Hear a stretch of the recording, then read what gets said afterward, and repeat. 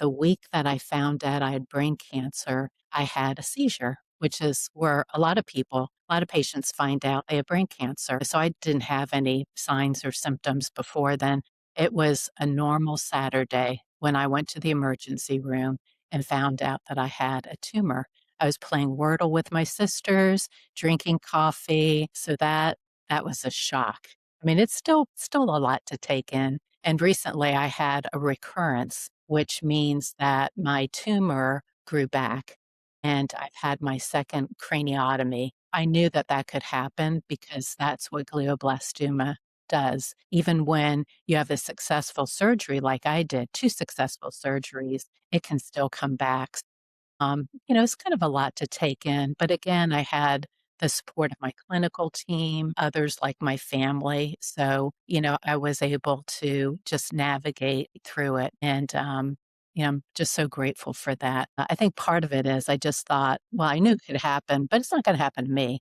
I already have brain cancer. How can it come back as a tumor? But that's the nature of glioblastoma. It's very aggressive and it tends to leave cancer cells behind. Even when it's a successful surgery the first time, my clinical team was really helpful with just discussing the options. And in some ways, I'd already been through it before. I'd been through a craniotomy, so I kind of knew what it was like to have that type of surgery and what recovery was like. But I had some bumps in the road. I've had to do physical therapy.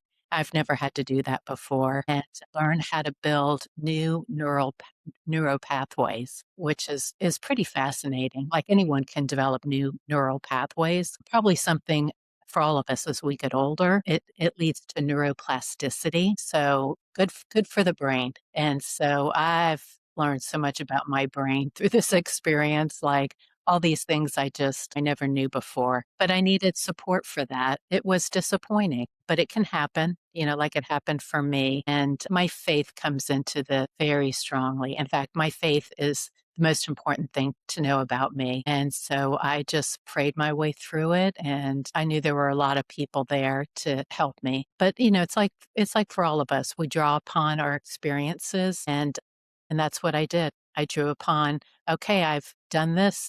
I've been through this. I'm going to draw upon my experience to help me. And I did. I just got a rowing machine, which I used to use at the gym because I can't drive now.